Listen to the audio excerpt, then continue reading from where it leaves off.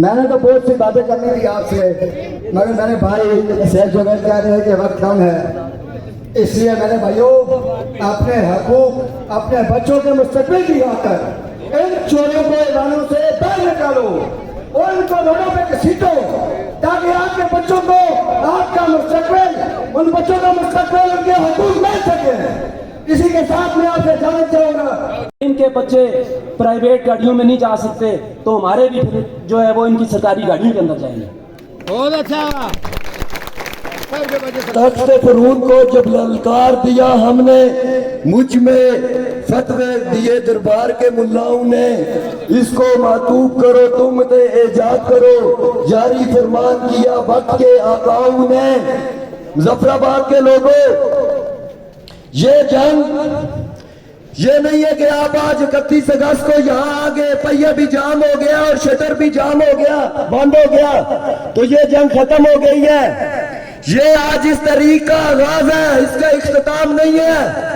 मुजफ्फराबाद के नौजवान अब जाग चुके हैं, मुजफ्फराबाद के बुजुर्ग और बच्चे उनकी पुष्ट पर खड़े, और इंशाअल्लाह ताला हमारे चातराफ डिमांड के मुताबिक हमारे अगर मुतालबात पूरे न हुए तो ताऊपट से लेकर भिंबर तक ऐसी एहतजाजी तहरीक चलाई जाएगी कि आपको छुपने के लिए जगह नहीं मिलेगी।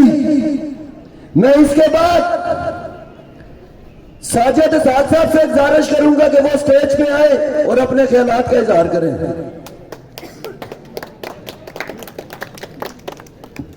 बिस्मिल्लाहिर्रहमानिर्रहीम। मैं आप तमाम मुजफ्फराबाद के शहरियों का दिल के इंतहा गहराइयों से शुक्रिया अदा करता हूँ कि आज इस गर्मी में आपने अपने हक की खातिर रोड पे खड़े हैं। सबसे पहले कि मैं ये बात कहना चाहता हूँ कि ये जो नाम नहाद हमारे हुक्मरान ऐवानों के अंदर बैठे अय्याशियाँ कर रहे हैं और ये गरीब आवाम के मुंह से एक ही आवाज़ निकल रही है, आटा आटा आटा।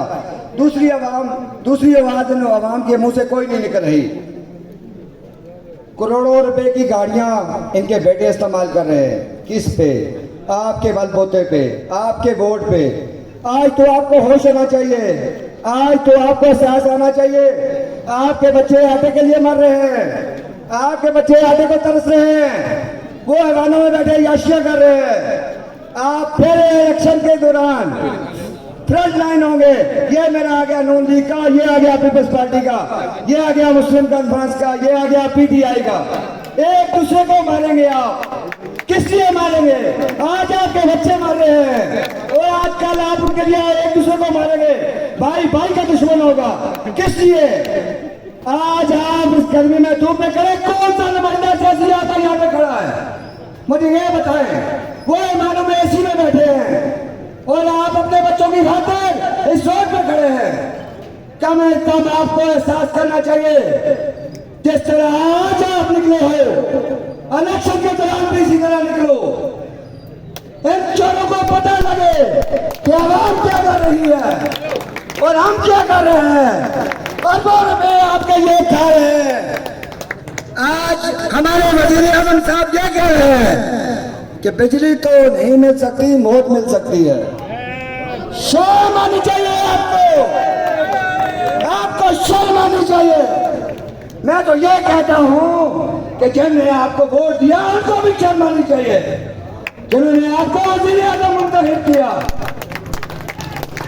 ये जो गरीब आवाम आज वोटों पे अपने बच्चों के आटे के लिए बिलक रही है, शर्म आनी चाहिए हुक्मरानों को। मेरे भाइयों, जिस तरह आज आपने मिली गद्दारी का सबूत दिया, आज आप रोडों पे हो।